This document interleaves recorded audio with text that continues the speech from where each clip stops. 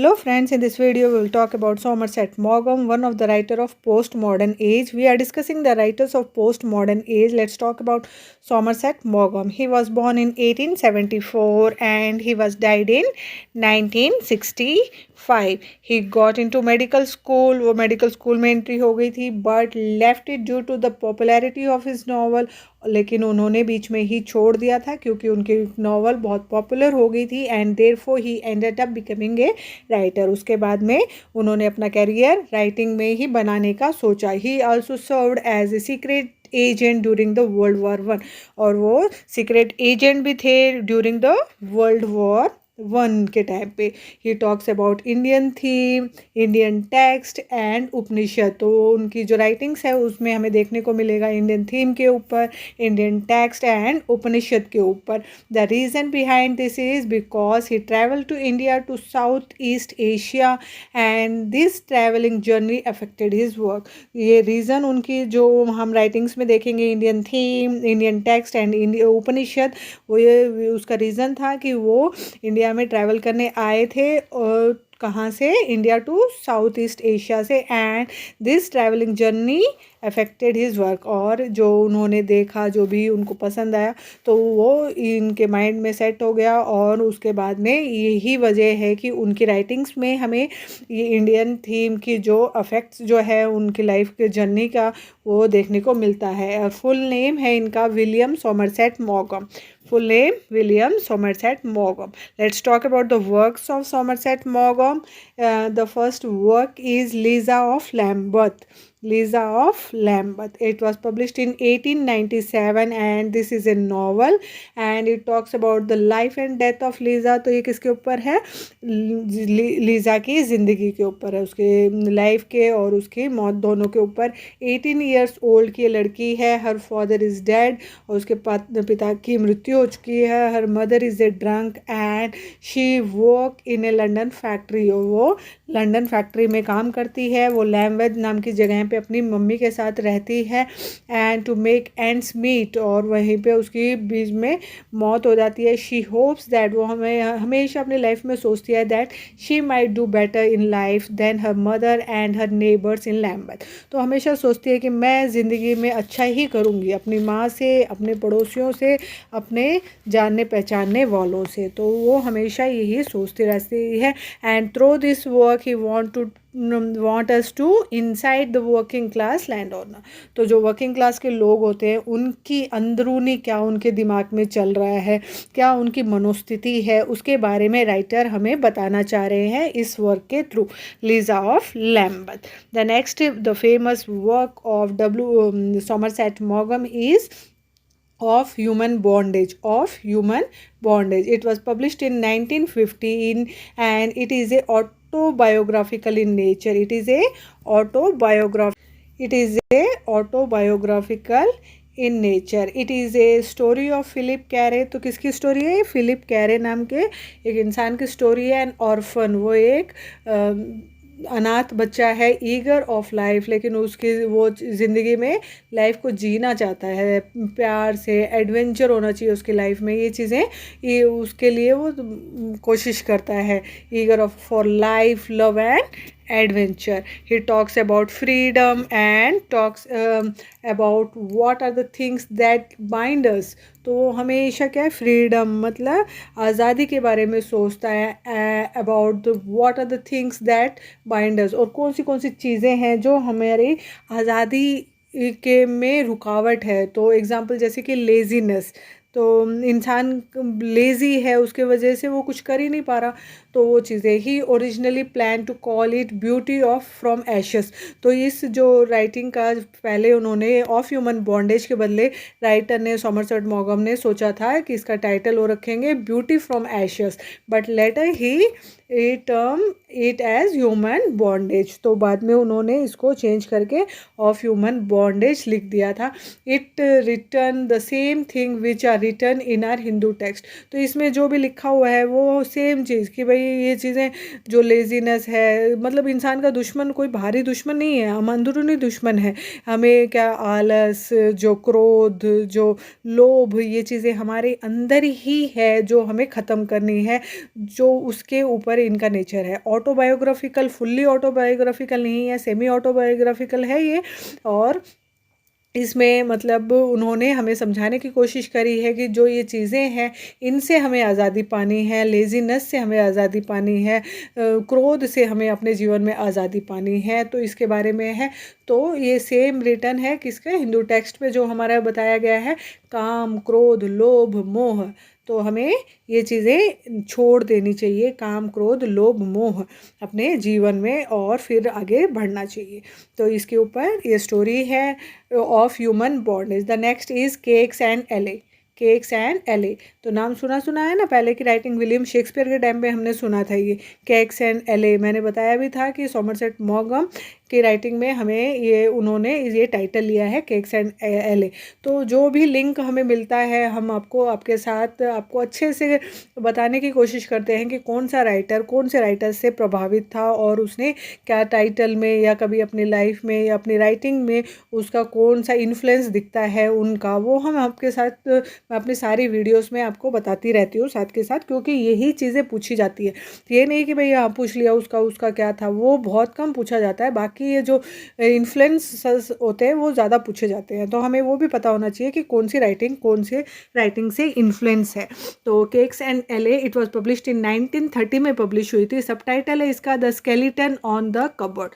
The skeleton on the cupboard इसका subtitle है। And cakes and एले means the good thing of life.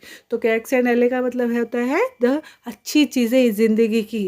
जो अच्छी चीज़ें हैं वो क्या है ज़िंदगी की, वो चीज़ के ऊपर है ये द केक्स एंड एले का टाइटल का मतलब।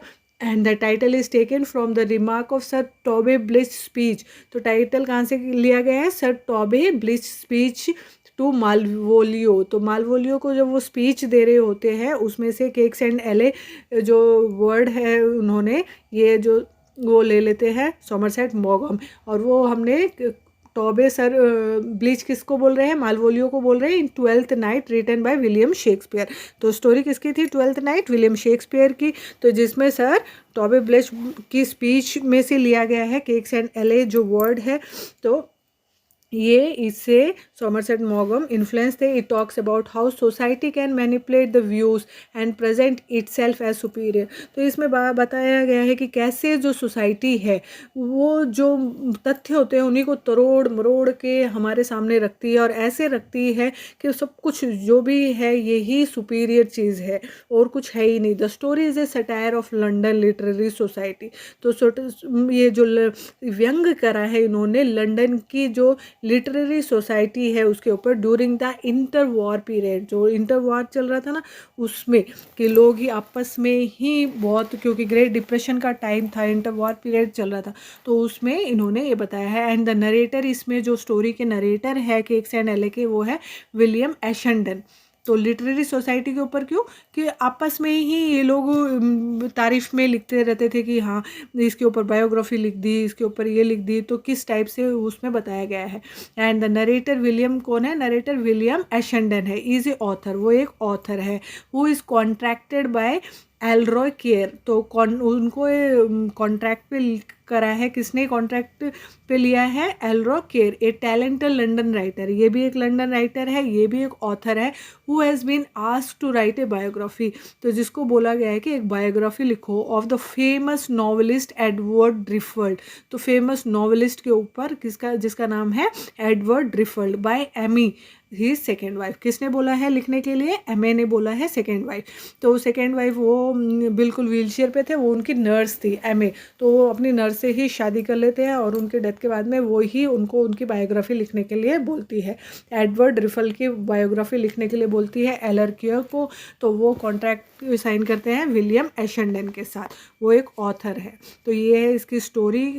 तो एक बार देख लेते हैं क्वेश्चन किस टाइप का आ रखा है लास्ट ईयर्स के पेपर में। तो क्वेश्चन था the following phrases of Shakespeare have become the title of some famous works. Identify the correctly matched group. तो को शेक्सपियर का फेमस फ्रेज है जो किसी ने फेमस वर्क में यूज़ किया है, तो करेक्टली मैच ग्रुप आपको करना है। तो केक्स एंड एले बाय सोमरसेट मॉगम इज मैच करेंगे हम किसके साथ, twelfth night bye William Shakespeare. तो इसमें इन्होंने ये केक्स एंड एले का फ्रेज यूज़ किया है जो सर टॉबे ब्लेच ने बोला था किसको, मालविलियो को।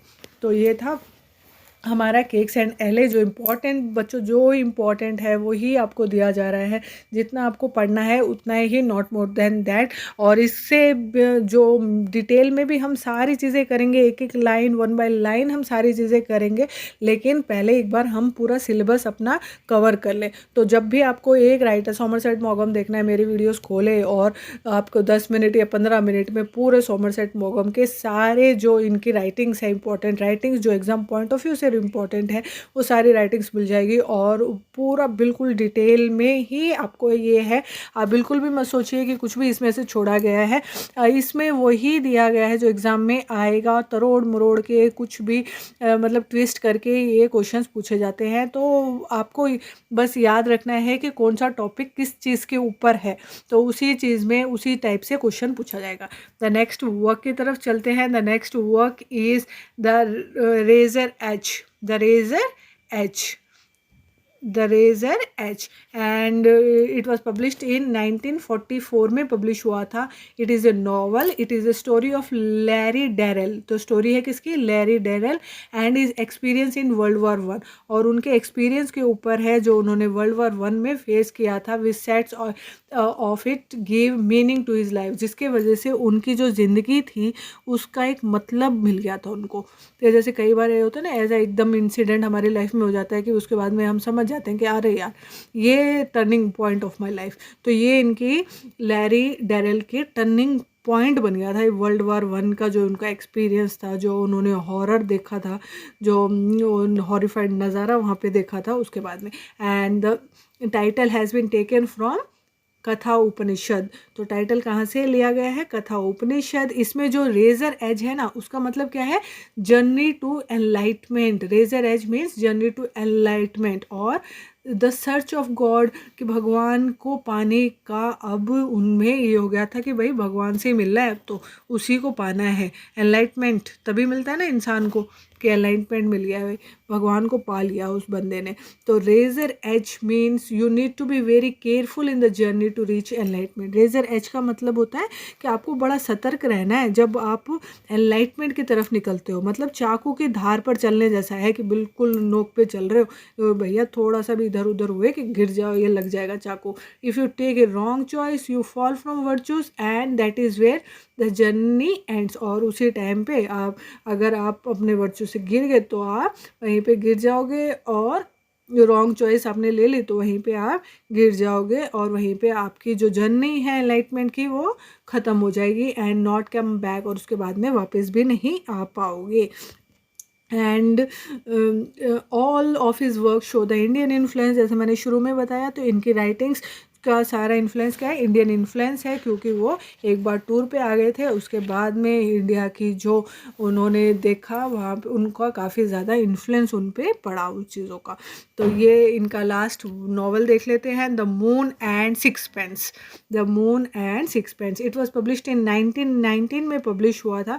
It is a novel. It is his first hand experience of Tahiti and recounts the life of London stock broker. तो इनका पहला एक्सपीरियंस था तेहती का and recounts the life of London stock broker. तो किसके बारे में है, London stock broker Charles Strickland के बारे में। ए ट्रबल्ड एंड मिसअंडरस्टूड आर्टिस्ट है ये, कि भैया कंफ्यूज है बहुत ही कि करूँ तो क्या करूँ। Who neglects his duty for art, जो अपने जो कर्म है उसका उसी को नेग्लेक्ट कर रहा है, उसी को पहचान नहीं पा रहा कि उसको करना क्या है। और ये किससे इंस्पायर्ड है ये work, it is inspired by the artist Paul गैंगवेन।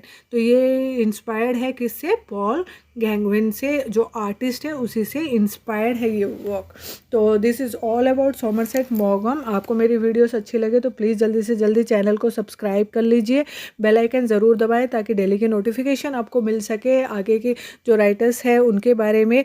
और जल्दी से जल्दी चैनल को शेयर भी करें अपने ग्रुप में ताकि इंग्लिश लिटरेचर से रिलेटेड और भी बच्चे हमारे साथ जुड़ सके। तभी एक कारवा बनता है, तभी और बेहतर मतलब बोलते हैं ना कि कुछ भी जंग आपको लड़नी है तो आप साथ में ही कर सकते हो, अकेले कुछ नहीं होता। तो इसी तरीके से जब भी आप ज्ञान एक साथ पढ़ोगे तो आपको और अच्छे से समझ में आएगा। तो प्लीज़ मेरे चैनल को ज़्यादा से ज़्यादा शेयर करें, जब भी वीडियोस देखें लाइक ज़रूर करें, क्योंकि लाइक आपके एक एक लाइक की वैल्यू है मेरी लाइफ में और मुझे मोटिवेशन मिलता है कि हाँ बच्चों को पसंद आ रहा है, बच्चे देख रहे हैं। तो प्लीज़ ज़्यादा से ज़्यादा लाइक करें, चैनल को शेयर करें, सब्सक्राइब करें और कोई डाउट हो तो कमेंट करें, मोटिवेट करने के लिए भी कमेंट करें। इसके बाद में स्लाइड्स अपलोड होगी तो एक एक स्लाइड को पॉज करके ज़रूर पढ़ें। एक बार आपने पूरा टॉपिक सुन लिया है सोमरसेट मॉगम का राइटर के बारे में और उसके बाद में अगर आप उसी टाइम पे आप पढ़ लोगे एक एक स्लाइड्स को, क्योंकि वो सेम इससे रिलेटेड होती है, तो आपके माइंड में, कॉन्शियस माइंड में फिट हो जाएगी। जब भी आप इससे रिलेटेड कोई क्वेश्चन देखोगे तो आप उसको आंसर कर पाओगे, डेफिनेटली कर पाओगे। लेकिन एक बार आपको ये चीज़ें करनी होगी, इस स्लाइड्स को ऐसे ही इग्नोर ना करें, एक एक स्लाइड को अच्छे से पढ़ें। Thank you for watching and Telegram group को ज्वाइन ज़रूर करें and have a great day.